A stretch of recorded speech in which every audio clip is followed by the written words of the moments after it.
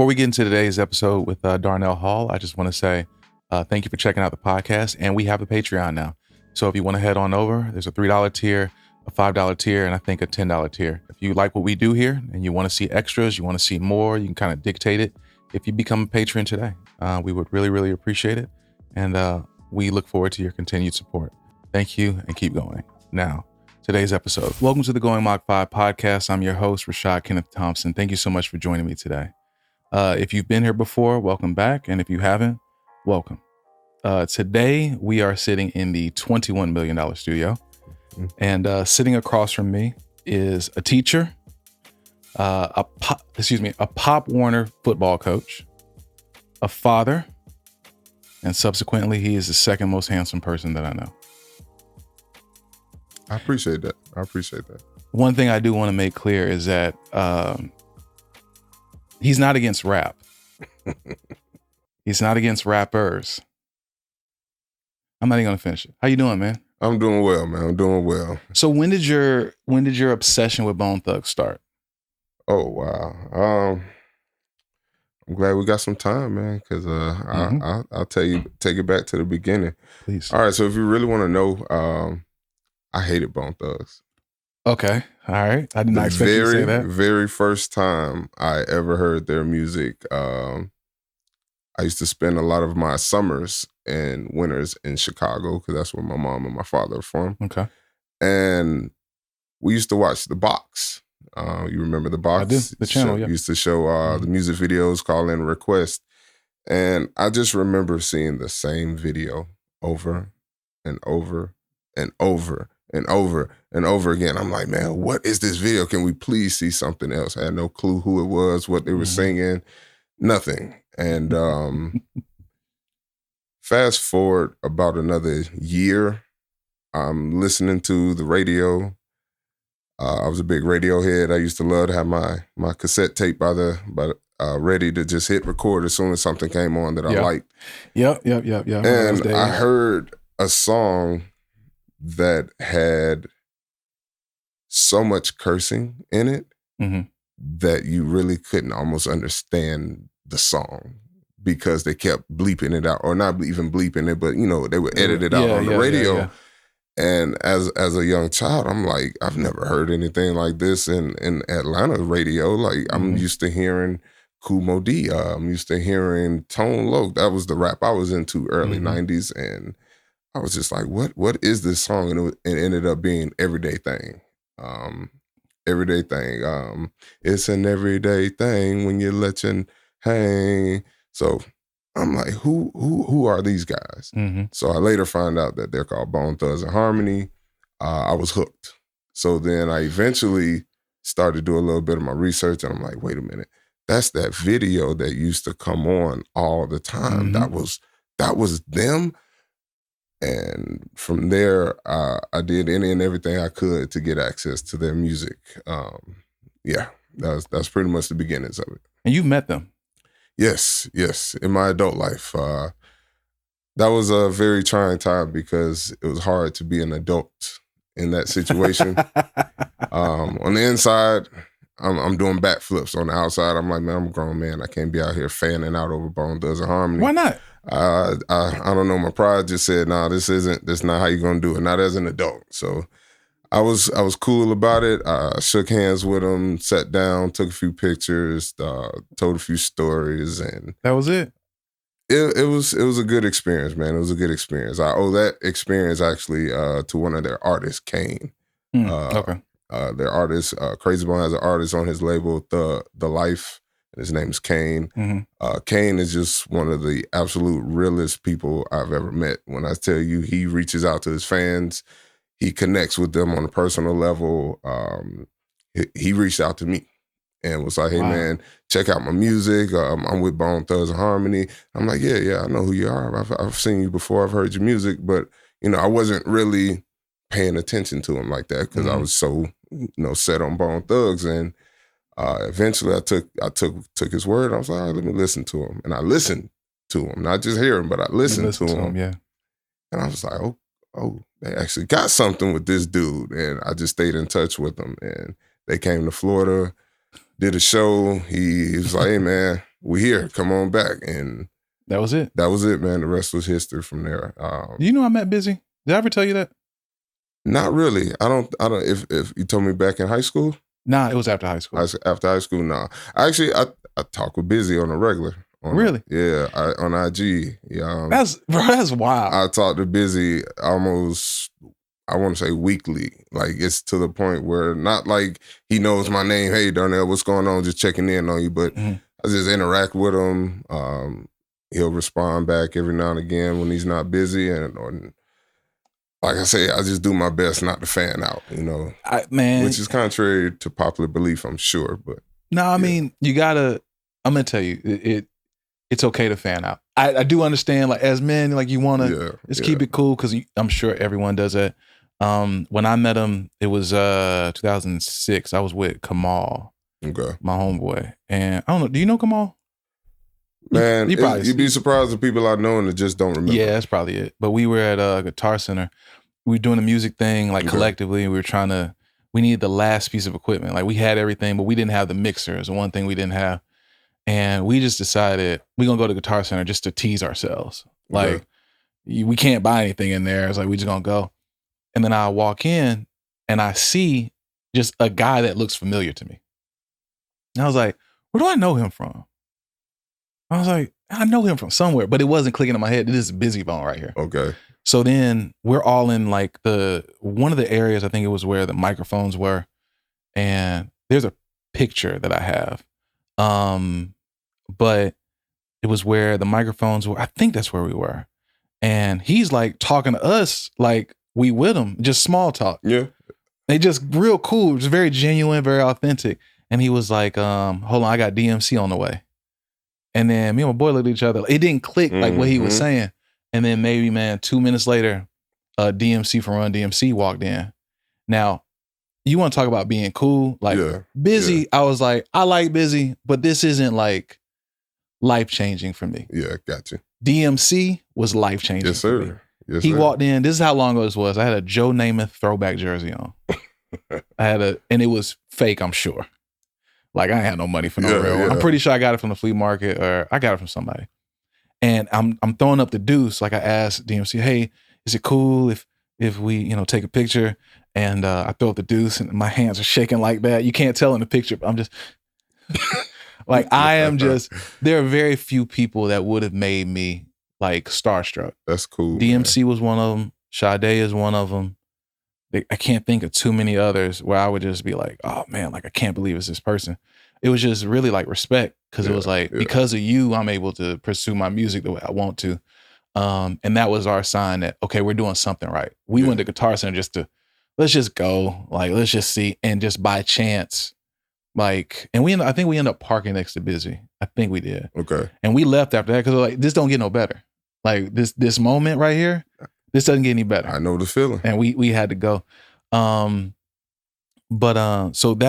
that's when you interacted. So you say you interact with Busy on a regular? Pretty regularly, yeah, absolutely. And it's just, okay. Yeah. Now, you being as close to them, is it ever surreal for you to watch someone? When I did music, it was surreal for me to respect somebody, and then I ended up interning under them. Okay. And now, to this day, the relationship has changed so much where you could almost consider them a friend. Okay. At least an associate.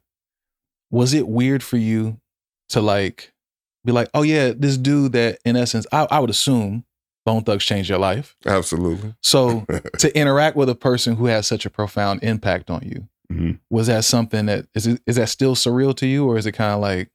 And I focus so much in the moment on trying to just be in the moment, because if you overreact, you can miss that moment, and it may not, mean as much to you because you're so focused on, So in the moment, I don't think so. It's usually in hindsight. There'll be times where, like I said, I'll message him, he'll message something back, and maybe 2 weeks will go by and I don't hear anything from him. And I haven't said anything to anybody. And I'm sitting here thinking like, man, he messaged me back. Like, in 2 weeks, that was 2 weeks ago. And now I'll come in and tell my wife, hey, look at this. Look, this is actually him messaging me back. Like, I just said something just to respond to one of his stories, and he took the time to actually.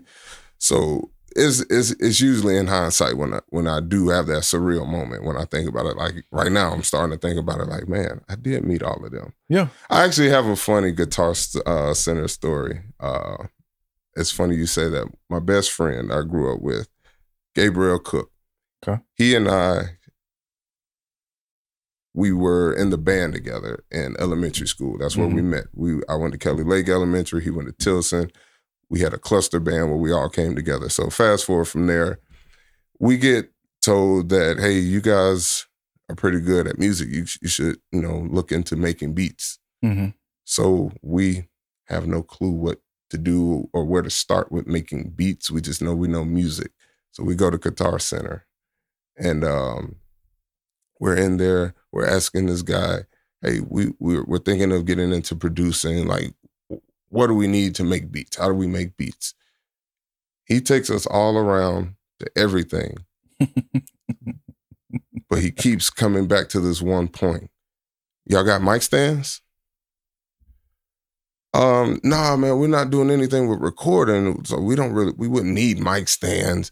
Oh, okay. So we're like, what do we got? Drum machines? Do you have like some programs? What do you have? Yeah, we got these, but do you guys have mic stands? I tell you, I kid you not. He asked us at least 10 different times if we had mic stands.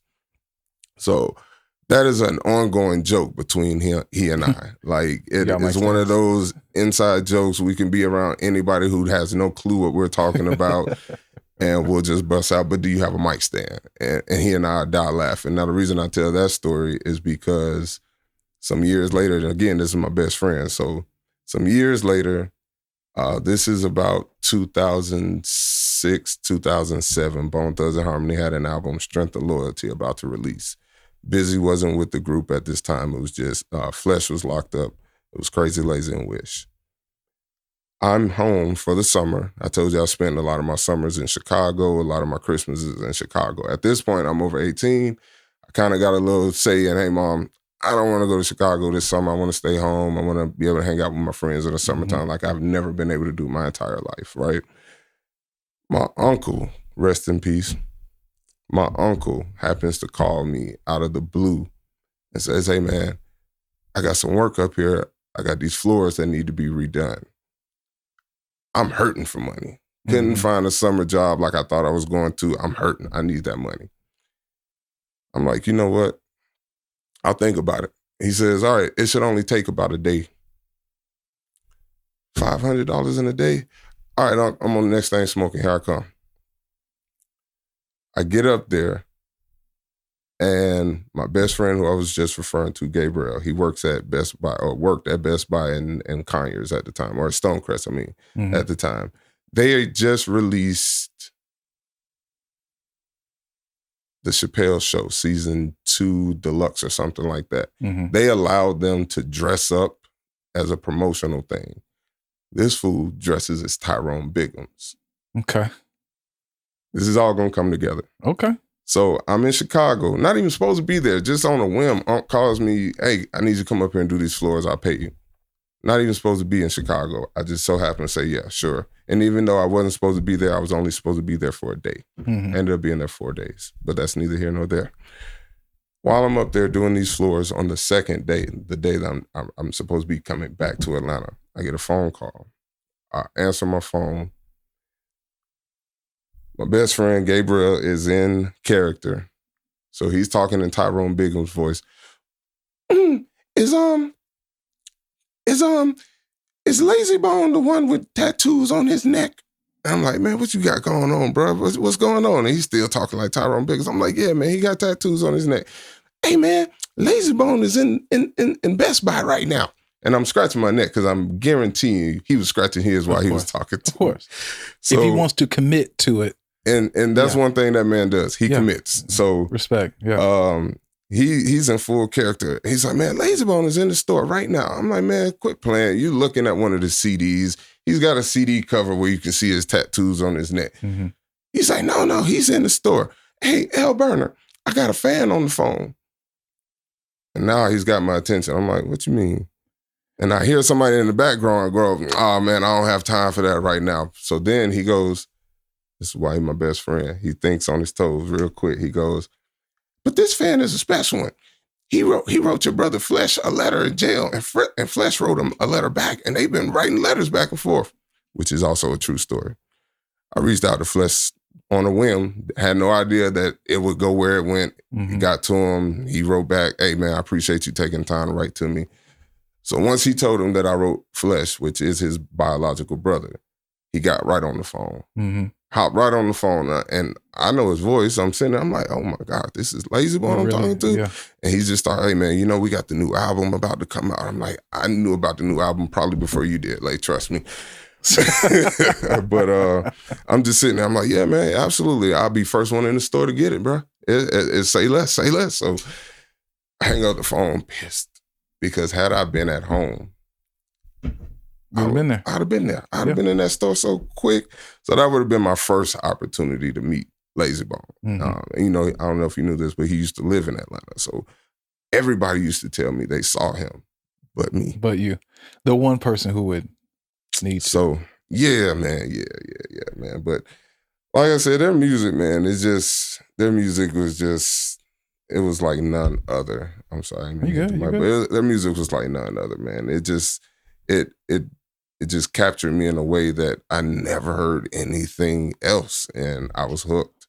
Do you feel like the influence that Bone Thugs and Harmony had on you, and this I might be tearing my labor and reaching this hard, but do you feel like the influence that they had on you is part of the reason why you drifted towards being a teacher? Absolutely.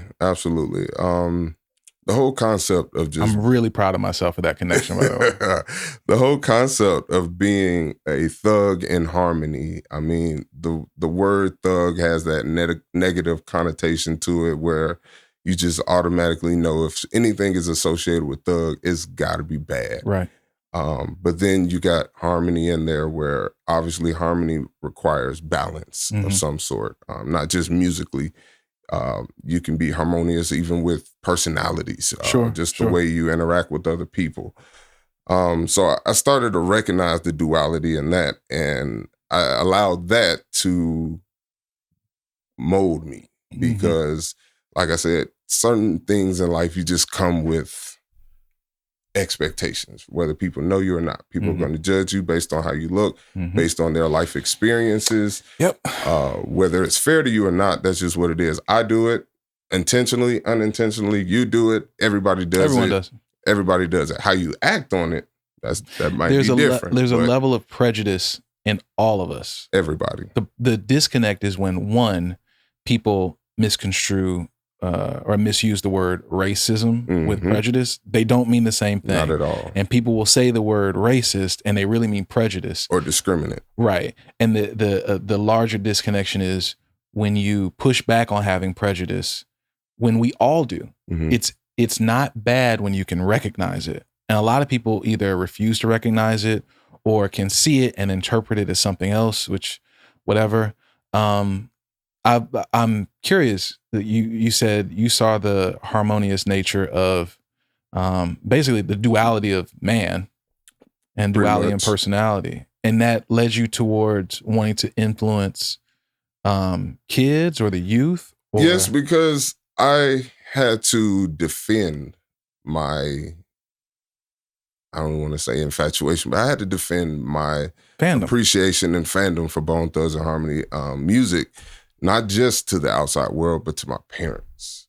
My parents who did not want me to be influenced in negative ways. They wanted to be, because my parents were very hands-on. They wanted to make sure that I had the best opportunities, despite what the circumstances may be around me. They still wanted to make sure they did everything they could to make sure me, my brothers, that we were raised properly. So I had to defend that to them. I had to explain to them that, Mom, just because you hear this name, Bone Thugs and Harmony, doesn't mean that they're telling me to go murder somebody. They're telling me to go stand on East 99 and sell crack. You know, that's not what they're telling me.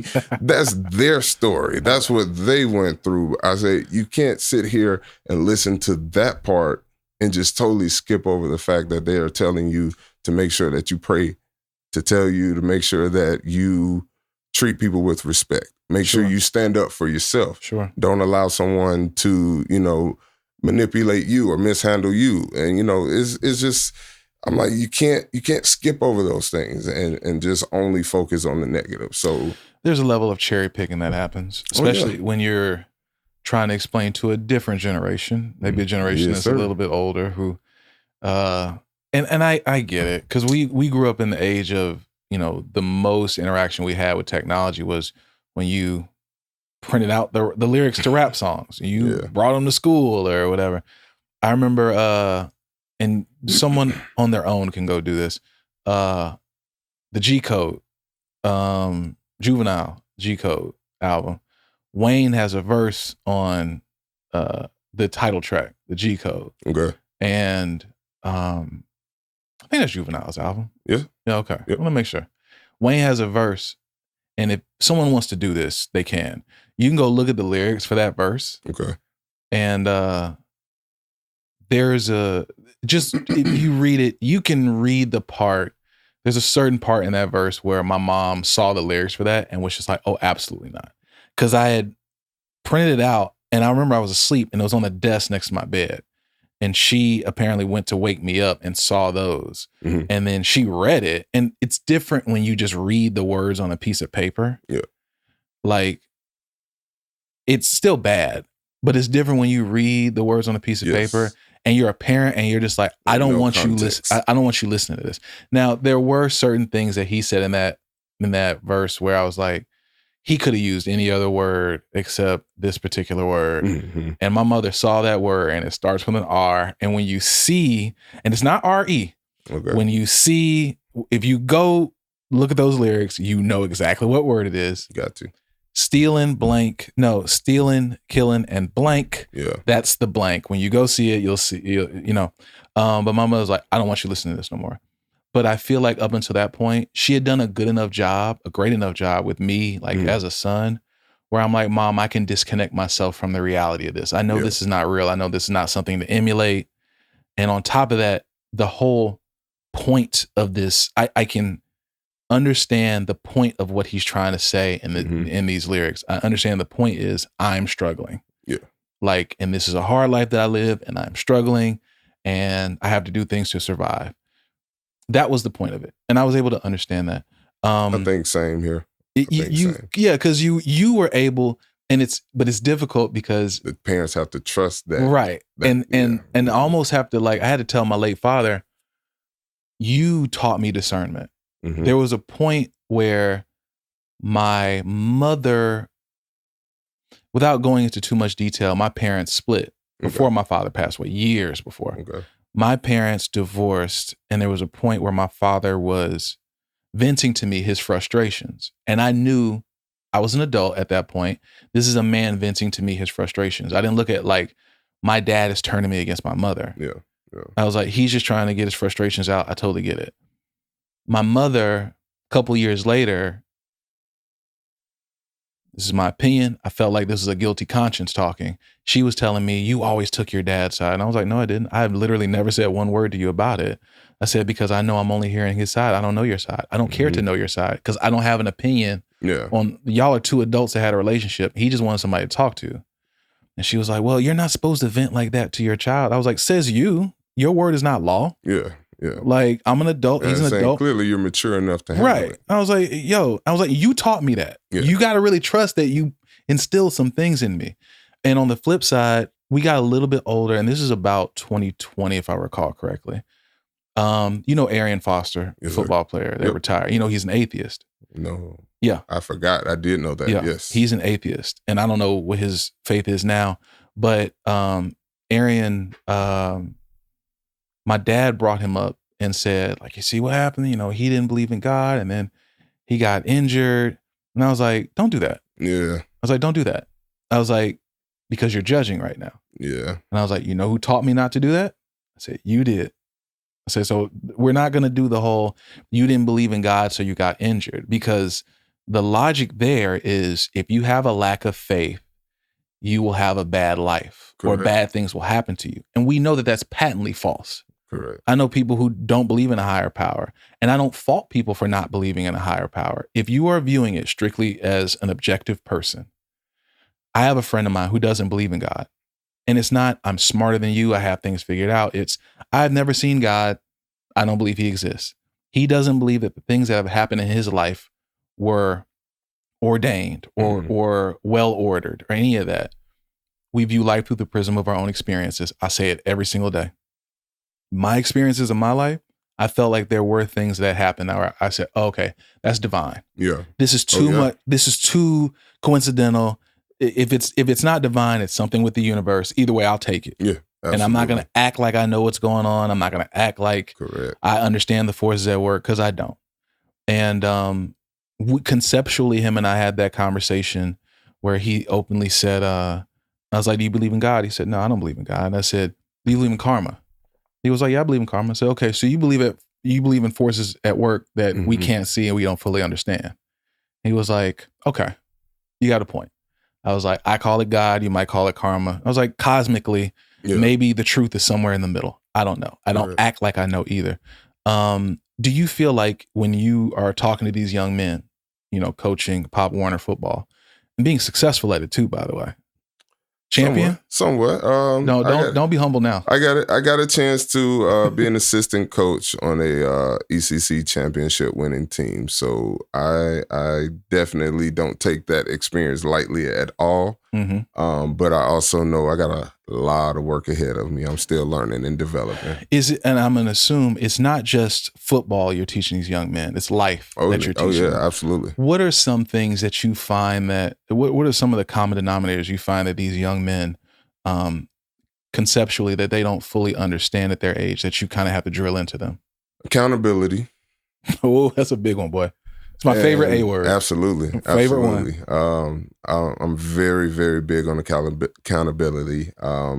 More so in myself. Sure. Because obviously I can't preach something if I'm not really able to walk the walk that I'm talking. So absolutely agree. I definitely try to make sure they understand that their actions are their actions. There are times where you may not know better, and there are times where you do know better. No one's expecting you to be perfect, but I am expecting perfect effort, which is right there in the middle. Right. So that's definitely one of the life skills that I want to pass on, because there's just too many adults in the world who either don't know how to take accountability or don't care to. Goodness, bro. So, that starts at a young age.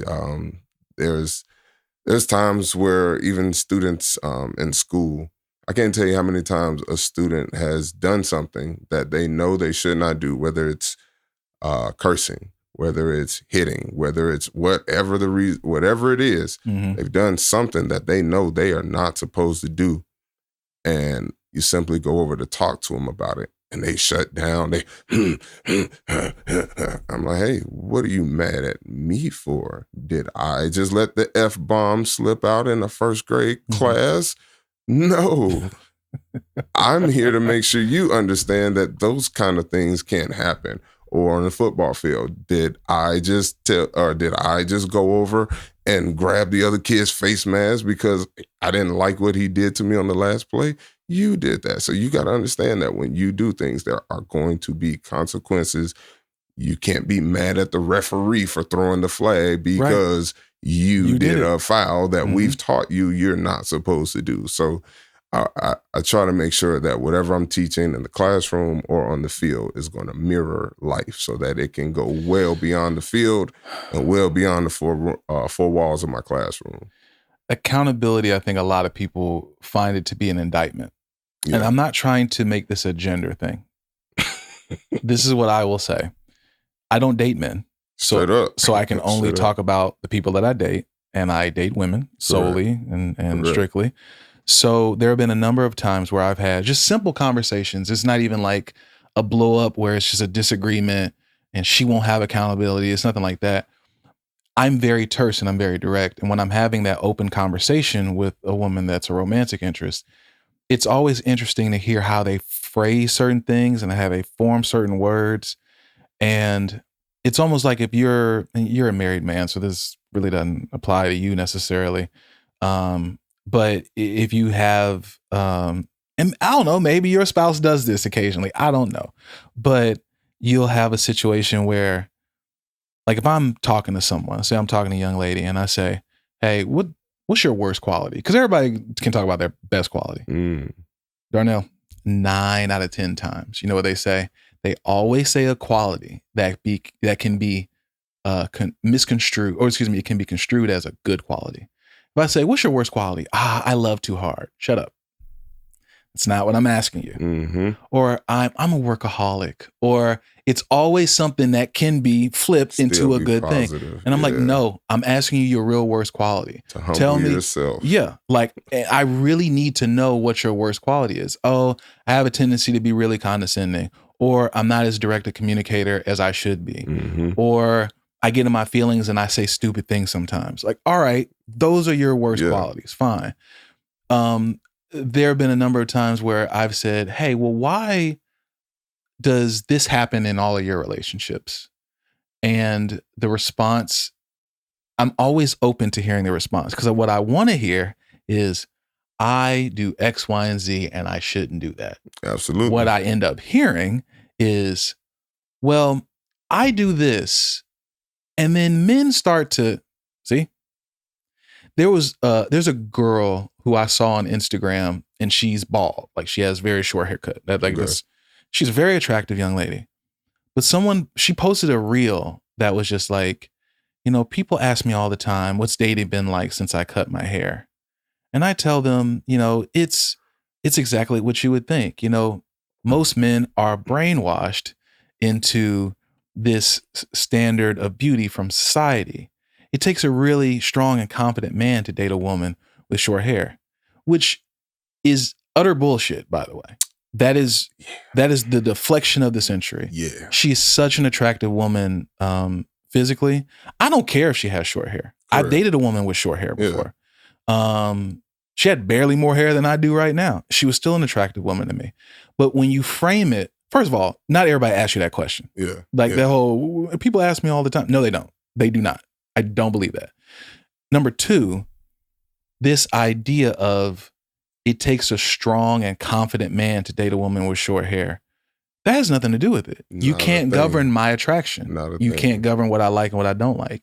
You also don't get to say, it's very condescending for you to tell me, if I tell you I'm not attracted to something, you tell me, oh, well, you're brainwashed by society to not find that attractive. No, I just don't like that. Now, personally, I like it. Yeah. But you can't tell other men, just because you made a choice to cut your hair, which is a great choice. It's a liberating choice. Fantastic. Absolutely. She pulls it off too. She's very, very attractive woman. Oh, yeah. But to say it's men that have the issue for not liking it. No, sometimes people just aren't going to like certain things and you need to, what's the word? Have some accountability for that. Sir. Yes, you can govern, like I said, you can't govern men's preferences. I would never govern a woman's preferences. Yeah. If a woman says, hey, a man got to be 6'2" to date me, I'm not 6'2". I'm 6 feet even. My doctor says I'm 6'1". She's not good at math. All right. She may be good at medical, everything else. She ain't good at math. But I am 6 feet even. I've gone on a date with a woman who, she wouldn't say it, but I know I wasn't tall enough for her. Mm-hmm. And I'm perfectly fine with that. Okay. Because I'm cool. I'm not insecure about that. There's a 6 in front of my height. That's all I need. That's it. I'm fine. You say accountability is one thing that's the common denominator amongst them. What else have you seen that they're missing? Because I imagine there's a level of leadership that you take upon yourself. Because it's not, and you can correct me if I'm wrong, it doesn't sound like it's a case where it's just, hey, let me give you some life advice. It's also, let me be the example. Correct. Have you had students that have come to you and said, or have you had situations where you knew that this is a place where, okay, I need to be an example in front of these kids for how to act in the future? Absolutely. A lot of times, I can give you one scenario, one situation that just happened this week. in the classroom. There's a student at my school. He's new this year. Okay. And he has something going on with him that I don't know 100% what it is. I just know that in the first week of school, I'm already hearing that he's having meltdowns and destroying the classroom. And I'm like, in the first week of school, he's new here. Okay, this is my 15th year teaching. I would like to say I think I have enough experience to kind of fairly assess certain things from the outside looking in. So I don't know anything about the student. This is just something that I'm hearing. So I go ahead and make it up in my mind that, okay, he's going to eventually come to my classroom and he's probably going to try me. He's probably going to try You knew it. Me in this classroom to see what he can get away with, because typically when you have really extreme behaviors like that and they're coming from a new school, it's probably because it ran its course somewhere else and now they got to move. And that's not always the case. That's but not typically. But sometimes I've seen those experiences, and that's just kind of my like I said, my outside looking in perspective. But I say all that to say this. So I'm thinking to myself, all right, Hall, you got to have a plan. You got to have a plan. This whole, he's not going to come here and try me. I've got this routine established here. All these kids know me and respect me. He's not going to come in here and disrupt that. That would be an ego speaking. Yep. And I have to pride myself on knowing when to put that ego to the side. And I'm very good at that. I will say I feel like I'm very good at that in my classroom, at least. So I had to put the ego aside and say, nope, I got to reach this kid before he reaches me. And on his first day in my class, I like that. I got to reach him before he reaches me. I have to, because if I don't and he reaches me first, now we're power struggling. And that's not good for me or him. So I'm thinking to myself, all right, Hall, what you gonna do? What you gonna do? I said, I'm gonna slaughter him with kindness. I am going to slaughter him with kindness and respect, because I have to give it before I can demand it. Right. And I am definitely one to demand my respect. I take zero disrespect from anybody, man, woman, or child. I don't care who you are, what you look like. There is no realm in this universe that you can disrespect me and it's just going to be okay. So to avoid my disrespect, I make sure that I give it out tenfold. Right. I'm doing my absolute best in everybody, every situation I possibly can. I'm trying to give it out so that it will allow me to demand it in return. So like I said, man, woman, and child. So in this situation, child. So he comes in, first thing he wants to do, he's already dropping F-bombs. He's cursing. I have a certain way that the kids come in and sit. He wants to do it the opposite. Actually, I'm sorry. I'm getting ahead of myself. Before he comes to my class, because I'm special area, I don't get every class every day. I get a certain group of classes this day, then another group of classes on Tuesday, another group of classes, but I get kindergarten through 5th every day. So by the time it's time for him to come to me, it's like Thursday. I hear about him on Tuesday. So Wednesday, Tuesday, Wednesday, I'm looking for him. I see him out in the campus somewhere. Hey, man, how you doing, buddy? My name's Mr. Hall. Nice to meet you. Welcome to our school. And he's kind of looking at me like, I don't know you. I was like, hey, man, sorry if I shake your hand. Can I, I can even give you a hug? And I'm kind of just laughing and trying to get a smile out of him. And I get a little smile out of him. I'm like, all right, man. So your name's so-and-so? Obviously, I can't say his name, but your name's so-and-so? Okay, cool. Well, it's nice to meet you, buddy. I'm the music teacher. I'm right down here in this hallway, right down here in this classroom. Hey, if you need anybody here to talk to, you need something, come see the music teacher. If you forget my name, it's Mr. Hall, but if not, just say, hey, I need to see the music teacher. I'm the only one here. So I think that got through to him, because his first day coming to my class, he wanted to try some things. He was moving around. I'm like, no, buddy, we sit over here. And it's almost kind of like that Kevin Hart situation where he got his daughter, the puppy, and he's like, smell my hand. Okay, love me forever, right? All right, cool.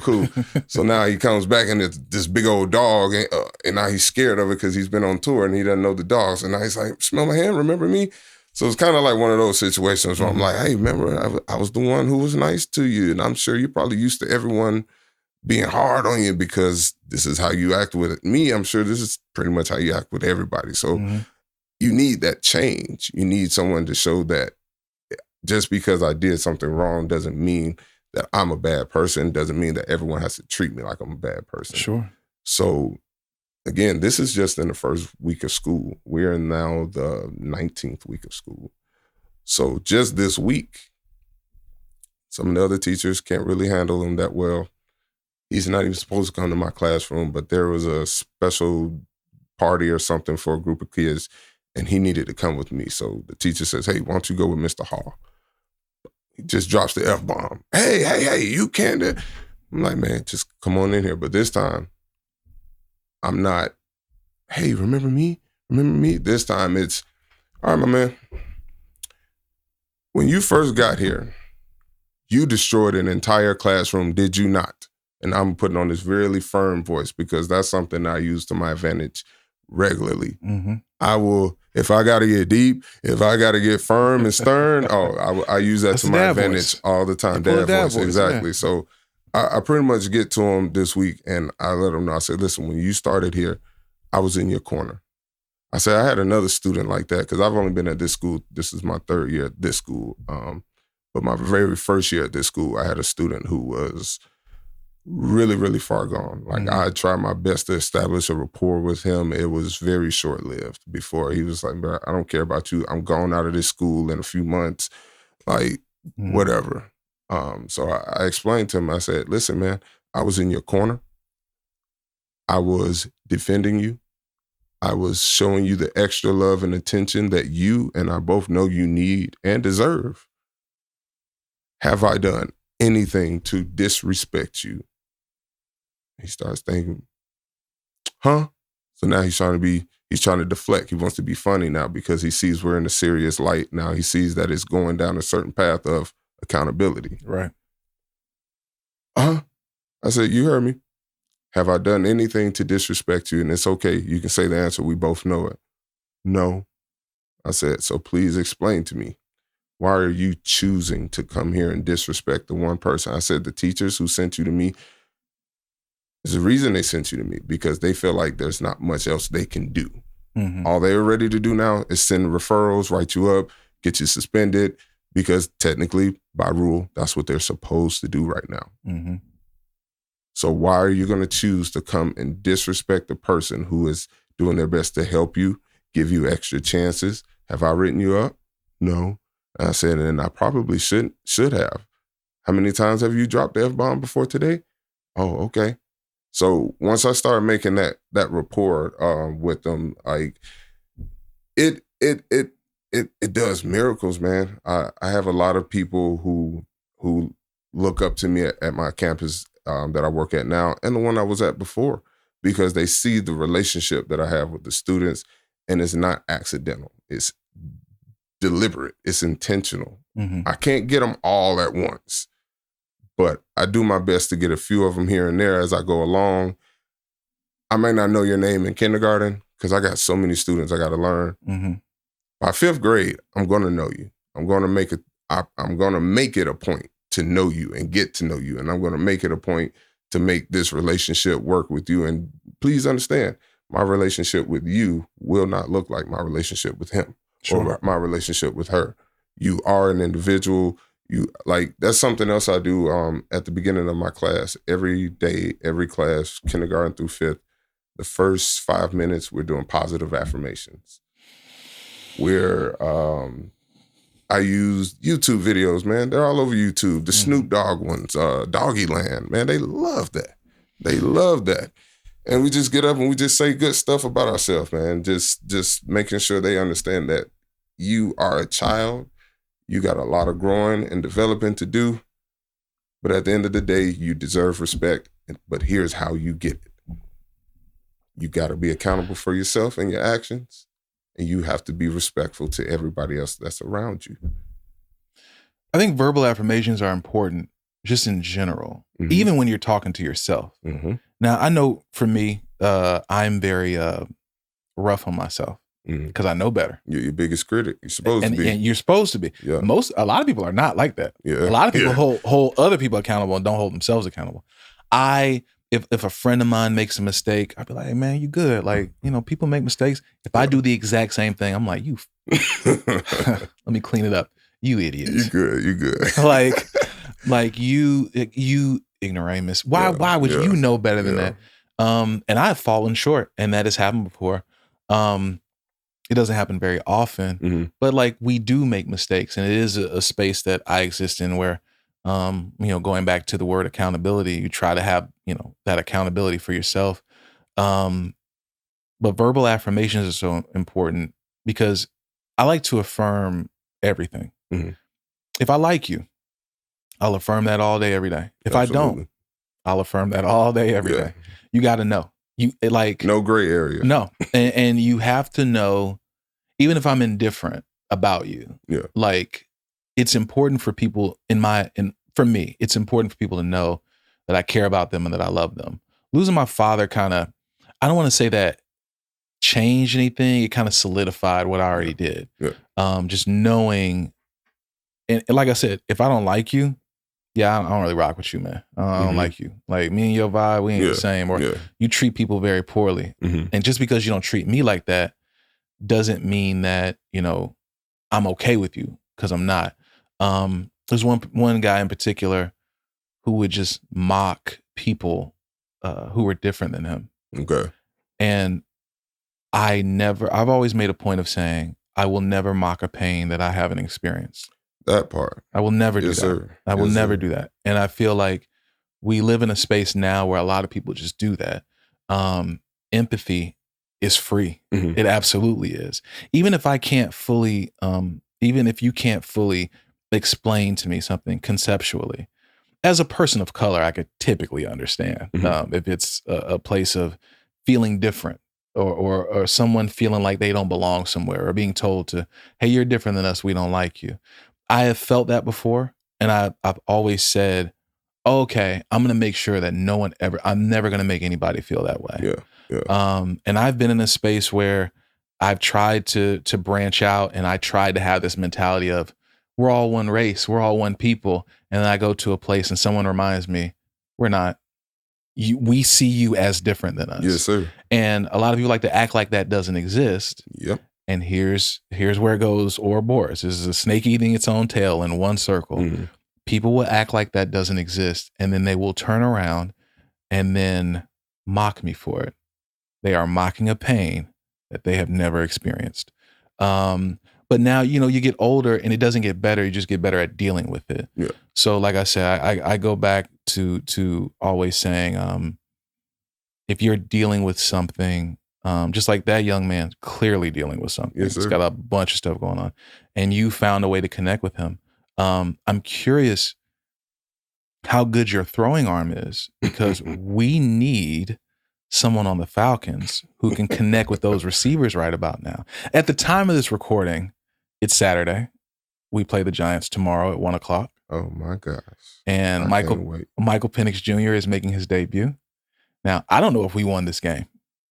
By the time this episode comes out, this game will be over with. We don't know if MPJ won or if he lost. We don't know if maybe he got hurt and Kirk had to jump back in there. We don't know. You never know what could happen. Yeah, knock on wood. We don't want that. We winning tomorrow. We winning tomorrow. It's the Giants. We got to beat the Giants, right? I'm sorry. This airs after the game. Yeah. We won. Okay. We won. Right. We won. All right. We won. I hope so. Now, here's the thing. Are we beating the Commanders? Because they're 9-5 right now. The Stanks almost beat the Commanders. But did we beat the Commanders? I think if the Stanks can pull it off, or I'm sorry, they didn't pull it off, because if they did, I'd have some money in my pocket.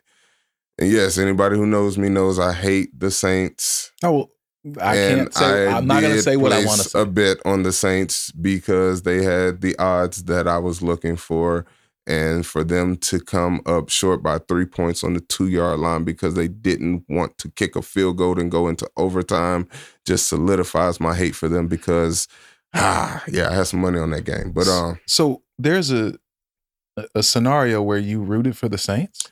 Unfortunately, yes. Yo, who are you right now? Unfortunately, yes. And I'm surprised I'm even admitting this. Yep. Take that. I'm surprised I'm admitting it. All right, now to give you some context. Go to jail. I am not a gambler. I don't like losing money. Mm-hmm. Someone close to me came at me with a proposition of, hey, man, I'm on Hard Rock Bet. I think that's what it's called, Hard Rock Bets.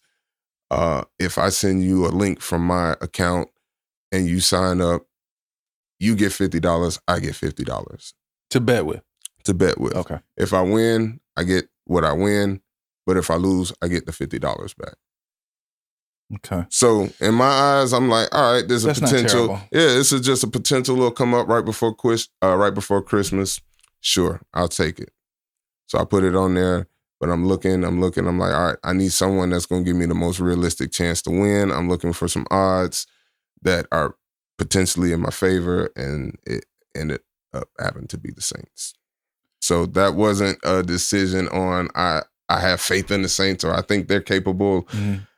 I could give to what's about the Saints. I hear what you're saying. I need you to understand something about me right now. My blood is boiling. Yeah, it should be. Rightfully so. I am furious. Like I want to hit this call button over here and get security in here. I need to get APD to have you trespassed from this.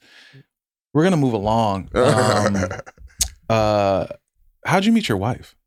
How'd I meet my wife? I met my wife working at a daycare. When I was in my senior year of college, at the Bethune-Cookman University. But anyway, as I was in my senior year of college, you watched Key and Peele? Yeah. When you said it like that, it reminded me of the East West Bowl where you say the names. Yeah. What do you say? I can't even think of one right now. Oh, Squeeps. Squeeps was my favorite one. That's like my profile on like Netflix. But go ahead. Yeah, I'm sorry. No, you good. So anyway, I came to this conclusion that, hey, I need some money. I need a job. I worked at Burger King on Wesley Chapel in high school. I was like, let me go do something familiar. And I tried to find a Burger King down there in Daytona. I worked at a Burger King for a little bit and it got old really fast. They just, anyway, that's a whole nother story. It got old really fast. So I got up out of there quicker than a hurry. And it dawned on me like, hey man, you're about to go into education. Mm-hmm. You're about to be working with children. That's something you have never, ever done in your life. You need experience working with children. Working in Burger King is not going to help you with what you're investing your time and your money, because I had to take loans to be there. It's not wise to work at a Burger King. So I immediately went to the Penny Saver. Actually, I'm leaving out a part, but that part might get me in trouble. So I'm not going to talk about that part. We'll do that.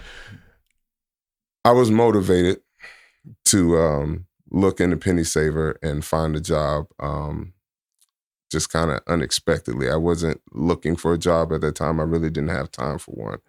But I ended up looking into Penny Saver, and there was a daycare walking distance from campus that needed an after-school supervisor. There's someone to watch the older kids that come there for the after-school program. Mm-hmm. So I walked in, hired on the spot. Why I was hired on the spot. They didn't do a background check on you? Oh yeah. They did a background check. Okay, because that was concerning for a second. No, they did a background check. Turns out that you could have been an offender. Yeah, no. I didn't just walk in and get hired like that. I had to explain to them that I'm in college. It was over the phone first, then I walked in. I left that part out. So yeah, I was on the phone, talked to them. So freaked out. My wife worked there, who obviously wasn't my wife at the time, but she later tells me that the person who owned the daycare heard my voice. Oh, he's got a deep voice. Oh, we got to have him in here. Yeah. It was. Listen, I wouldn't send my worst enemy's kid to this daycare. This daycare was bad, man. We headquarters. Okay. For me, it was just a means to an end. Like I said, I needed a job. I needed some experience working with kids. I had no idea what I was in for working for this this particular daycare. Like I said, that daycare will remain nameless because some of those people, I think we still kind of talk to, like the owner of that daycare. But yeah. So anyway, she hires me. I start working there for a little bit. I wasn't in a relationship at the time, so I was available to certain things that came my way or certain people that came my way, and I ended up interacting with one of my coworkers, and that coworker spoke to another coworker about our interactions, and before you know it, that coworker became curious about interactions and wanted to, I love the way you are talking around this. Yeah, I was going to say we might even have to change this one up a little bit. I'm trying to think of how I got to say this. Take your time, man. Take your time. So yeah, with that being said, I ended up interacting with my now wife, and once we, let me retell that. Let me retell that one.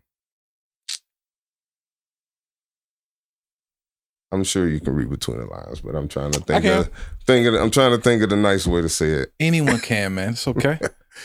But so yeah, fast forward to today. We've been together going on 17 years. We've been married 9 years this coming March. Man, congratulations. Thank you. You gotta want it. Yeah, absolutely. I tell people, and I've said it more recently, relationships only work when both people want it. Yeah. They take work. You have to know who you're investing in. You have to be mindful of their boundaries. Mm-hmm. You have to understand your partner will fall short occasionally. That will happen. Now, we have different definitions of what falling short means. That's why boundaries are important, and knowing their boundaries. And I said it before, I can't remember if it was on camera or not, but I often say, you ain't got to come to me perfect. Mm-hmm. You don't have to come to me, like you're not a work in progress. That's fine. But come to me healed. Yeah. Because I don't want to deal with the trauma of a past situation. I don't want to elicit emotion from a previous emotion, and now you lump me and another person together. And obviously I'm speaking from experience because that has happened to me before. Relatively recently. That's happened to me before. Relatively. So, relationships work, and they only will work if both people are willing to work. Okay. And both people are willing to at least try to work through things. But it's important when you're, and that's not just romantic relationships. Yeah. Friendships as well. Absolutely. But you have to want them, and you have to want that relationship. And I'm not saying if a man is abusing you, you got to have staying power and stay with him. That's not what I'm saying. No. And I'm not saying if she is just actively entertaining other men in the streets, right? Basically, that as a man you got to stay with that. Yeah. No, but there has to be a level of, okay, what have we invested? Is us worth saving? Mm-hmm. And you have to make sure that you're with a person who is willing to do that if you are willing to do it. That's good, man. I love hearing that. Man, listen, it didn't take much, man. She brought me some food, man. When I tell you this woman can cook. Oh, that's it. She got you. She brought me some food, and I'm not talking about something she took out a can and Nah, she got you. Oh no, she took me up and through there. I mean, I'm talking about big old container full of food. I'm like, this for me for lunch? You care enough about me to bring me this kind of food? Like, and mind you, again, I'm in college. This is my senior year. This is what I'm like I said, I'm in between trying to find jobs. And the reason I was so in between, because I was a full-time student. Mm-hmm. I was taking well over 19 hours worth of classes every week. But I was also in the band. I was in marching band. That's a full-time job all in its own.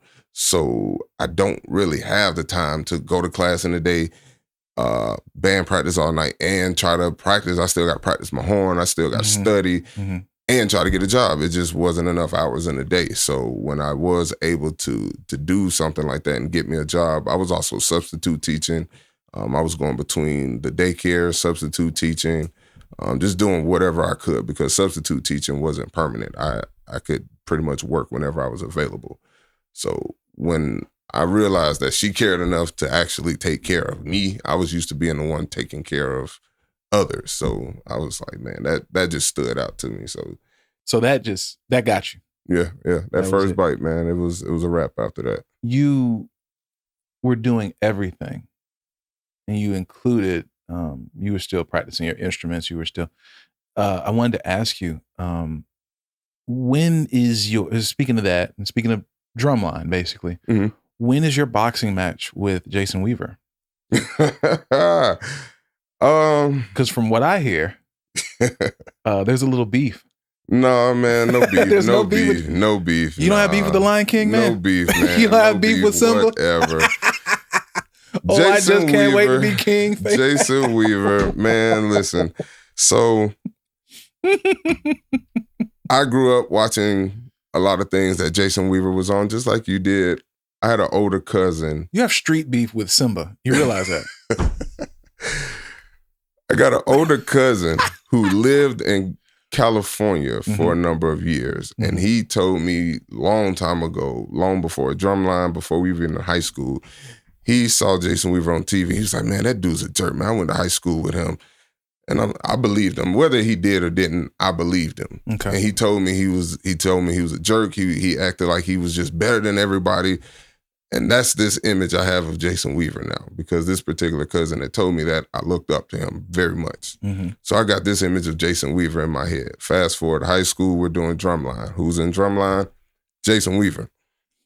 So Drumline was very, very, very cold. We filmed it November, December. It was very, very cold, 2, 3 in the morning. We are literally running out on the field, shooting a couple of shots of some of the drills we're doing. And then every time they would say cut, we all ran back inside because it was filmed at Clark Atlanta University's stadium. Okay. We would run back inside under the bleachers. That's where it was warm at. I go into the restroom. Now, mind you, I didn't know it was even Jason Weaver in the movie. No one came to us and told us the entire cast list. Right. The only people that they told us for sure, was Orlando Jones. He came by Southwest. He came by the music room, and Nick Cannon. That was it. Other than that, we had no clue who was in the movie, knew nothing about Zoe Saldana, none of them. So she's so fine. I'm sorry. I tell people all the time, I'm like, I was in a movie with Gamora. You were. Like that's still surreal to me. Yeah. I was in a movie with an Avenger. But anyway, so we rush inside, go to the restroom, and I see who I didn't know was Jason Weaver in the restroom. And I'm looking, I'm like, you look familiar. Now, mind you, the way we filmed Drumline, the Atlanta A&T band was a portion of Southwest DeKalb's marching band and a portion of Clark Atlanta's band. I don't know if a lot of people knew that. It wasn't only Southwest in that. They used our uniforms, but it was like half of us and half of Clark Atlanta's band, since we were using their facilities. Interesting, okay. So there's a lot of people, there's a lot of people walking around in uniforms that I know, but there's a lot that I don't know. So I don't know who's who. I don't know who's an actor. I don't know who's in college. I just know us. So I'm looking at him and I'm trying to think, because I've done band camps where I've been around some of the college players. So I'm looking at him, I'm like, man, you look familiar. And he goes, hey, I'm Jason Weaver. Just like that, puts his hand out. I'm like, okay, but I thought he was playing with me because the Clark Atlanta students looked down on us. That's another thing a lot of people don't know or talk about in that movie, but not that they look down on us. They just figure, we're college, you're high school. You're not on our level. We spent a lot of time back and forth with some of those college Clark Atlanta players. Just kind of like, yeah, you're in college, but you got our uniform on. Like, so it was a lot of that energy happening. So when he goes, yeah, I'm Jason Weaver. The name didn't register. I'm thinking he's playing me. So I'm like, bro, go ahead on. I slapped his hand out my face. I'm like, man, go ahead on. And he leaves. And then one of the parent chaperones comes, hey, man, you know that was one of the actors. He was in the Michael Jackson story. He was smart guy. He was, and I'm like, That's what it's like. Yeah, I never got a chance to make that right. So Jason Weaver, if you happen to catch this episode, my bad, big dog. I ain't know, but it's all good. It's all good. No beef. Do you know how funny it is? Like, what's that? Was that Happy Gilmore or was that Billy Madison? I think it was.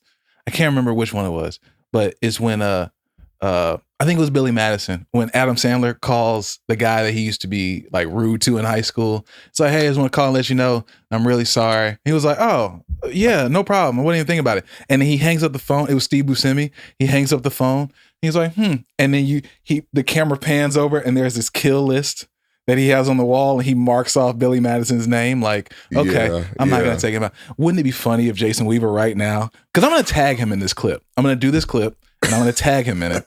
And it's going to be really funny for Jason Weaver to see this and be like, all right, you cool. Then the camera pans, switches to him and he's just marking off the name. Like, all right, you're good. That would be dope. Would be dope. So you started the beef with Simba then? I guess so. Misunderstanding. Like I say, sometimes context puts things in better perspective, man. A little context. Like I said, I already had that in the way back of my mind. I wasn't even thinking that that's what my cousin said about him. I wasn't even thinking that. That kind of came back to me a little bit later after the fact. But it was just the fact because he was genuine. He was very, I'm Jason Weaver. Nice to meet you. But like I said, after being on this set for however many days that we've been working on this, and again, it's 2-3 in the morning. Mm-hmm. We still had class that next day. Mm-hmm. It's freezing cold, so the circumstances just weren't ideal for me to be thinking logically at that time of night. Darnell, you got to have some accountability. Yes, sir. Absolutely. And I'm going to tag Jason Weaver in this. And I'm going to ask everybody to tag him as well. Absolutely. And we're going to get Jason Weaver to comment on this clip. And we're going to get him to either acknowledge your apology, straight up, or maybe he will virtually smack your hand away like you did those years ago. Straight up. He's a real one. So I'd imagine he'd do the real thing. He'll do the right thing. He'll probably be cool. But like you say, accountability. If I got it coming, I got it coming. Man, that's beautiful. I end every single one of these with 5 questions. Okay. I do not even have to look at them anymore because I know them by now. Not many people have picked up on the fact that it's who, what, where, when, why. Okay. 5. Yeah. Mach 5, serendipitous, corny, whatever. But answer them in 1, maybe 2 sentences. Okay. I'll do my best. And we'll see how it goes. My students will tell you Mr. Hall can talk, so I'll do my best. That's beautiful, beautiful. Who gave you the best advice you've ever received? Best advice? And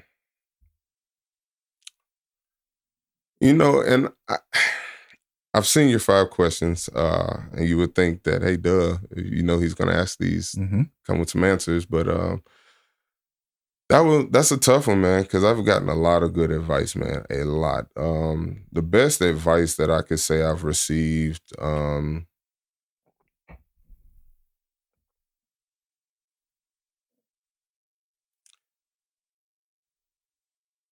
Don P. Roberts.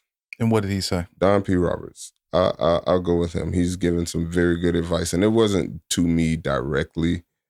He didn't say, hey, Darnell, but it was something that he spoke of. And as a matter of fact, Corey actually said the same thing, actually. So now that I think about it, I might change it just because Corey said the same thing. But the sign of a good leader is consistency.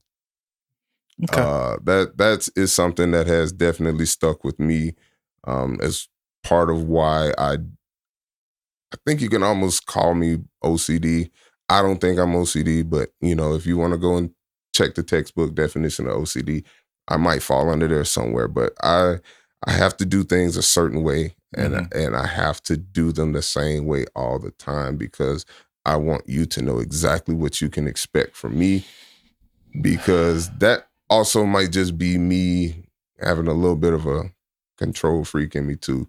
Just wanting to control things to be the way that I feel like they need to be. You're meticulous. Because I know that I'm not in control. So as much as I know that I'm not in control, I try to be in control, if that makes sense. But that's pretty much one of the things that comes to mind as far as some good advice is just be consistent at what you do. If you're a good-hearted person, be consistently good-hearted. If you're not, be consistently not a good-hearted person. Like, just be you. Do you. Be consistent so everyone knows what to expect. If I know you ain't yesterday, I know you ain't gonna be tomorrow. I can respect that. I can appreciate that. If I know that I can count on you yesterday and I know I can count on you tomorrow, I can appreciate and I can respect that. So I can appreciate you censoring yourself. Yeah. What do you know well enough that you can teach an advanced class on it? Elementary music. I can teach it in my sleep, man. All right. I can teach it in my sleep, man. And the surprising thing about what I do, I'm not this musician that I think a lot of people have this idea of all music teachers can pick up every instrument and play. All music teachers can. They can't? No, because I can't. I don't know about everybody else, but I can't. I can tell you this. I spent my entire life learning and attempting to master the trumpet. When I got to my senior recital in college, I played what I thought to me was the hardest song for trumpet, which was Carnival of Venice. I played all the movements from beginning to end, especially the final movement, which, if you ever listen to it, the final movement of Carnival of Venice sounds like two trumpets playing at the exact same time, but it's really one. And it took me 8 years to learn how to play that song. And I performed it for my senior recital. And I got to that point where I felt like, what more can I do with this? I've mastered this. This is it. I haven't played that trumpet since. I have not played my trumpet since senior recital. So that's what I feel like I can really, really, really do is just teach. I can teach music, man. I teach the basics. I make sure that the students, when they do go to those maestros, when they go to I don't teach band. I don't teach trumpets. I don't teach trombones, none of that stuff, because I only know how to play trumpet. I don't know how to teach a flute. I don't know how to teach a clarinet. Did I learn that in college? Yes. But that part goes in a section of the brain called use it or lose it. Oh yeah, you don't use it. It's like me with German. It's gone, man. It's gone. I used to be fluent. Can't do it anymore. Okay. But like I said, the most basic parts of music, just knowing rhythms, counting rhythms, melodies, harmonies, all of that, I can teach that in my sleep, man. Where do you feel the most confident? You're doing an awful job at keeping this to two sentences, by the way. I told you I'd do my best. It's terrible. It's absolutely abysmal. Where do I feel most confident? Surprisingly enough, in my classroom. Man. I mean, that's not shocking. In that classroom, like you can't tell me nothing in that classroom, man. You just can't. There used to be a time where, and not even used to, it's still like that. You have administrators who have to do walkthroughs. They have to walk through classrooms. They have to do certain check for it. They have to make sure that you're teaching on topic. They got to make sure your standards are posted. They got to make sure that all the students are engaged. They got to do that for everybody. Mm-hmm. And there used to be a time where I would be nervous about that. I'm like, oh man, somebody's coming in. What are they going to think? I'm the only music teacher on this campus, so they don't have anything else to compare me to. So I used to be nervous about that, man. Now, wouldn't that work out in your favor? Depending on who the administrator is. It just depends. Like if you, I don't know. See, one thing I've experienced teaching, man, like I said, this is year 15 for me, man. And in 15 years, I want to say I've had at least, and I think I stopped counting around 7 or 8, but I've had at least 7 or 8 different principals. Mm-hmm. And I've had probably just as many assistant principals. And the reason I say that is everyone does not view the schools the same. They have the same requirements. They have the same guidelines as far as what they or how they're expected to manage the school. Mm-hmm. But some are going to come in and see that, or some are going to come in and just really feel like, okay, yes, special area music, you guys are a part of this whole school. You're just as important as everybody else. Mm-hmm. And some might come in and go, you know what? Yeah, you guys are important, but what you do doesn't count towards our school grade. And if this school grade isn't where it needs to be, I might lose my job. So I need to focus over here, not so much over here. And then it kind of leaves this little void where it's like, gee whiz, I'm doing all of this for the school and I'm at the bottom of the totem pole, you know? So I do digress a little bit. What was the original question? What do I feel confident? Yeah, yeah. So yeah, that's kind of why I feel so confident in the classroom, is because I know that no matter who walks into that room to observe me, I'm going to be on my stuff. I'm going to be on top of everything. And it's not a show. It's not, oh, somebody's here watching me. I do it the same way, whether someone's watching or not. And that's another thing that I preach. My three, I told you accountability. You said that's your favorite A word. Mm-hmm. My favorite R word is respect. Favorite I word, integrity. R word. It's not my favorite R word. Respect and integrity. You know, those are the three main points that I try to teach the most. And that's if I can't walk it, I can't talk it. So I want to make sure I'm doing it even when people aren't coming in to watch me. So that way I can be what? Consistent. My favorite R word is rabbit. All right. When you die, what do you want to be remembered for the most? When I die, I want to be remembered the absolute most for just what I've done for kids, man. Just being there for kids, any and everybody's kids. I mean, I've raised stepchildren. My wife has 3 children from her previous marriage. Our oldest is 21. Then we've got twins. They're both 18. And then we've got my biological son, which is Darren. He's 9. So that's just something I felt like I've always been able to do. It didn't have to just be my kid. It can be anybody's kid. If you need something that I can offer, who am I to deny it?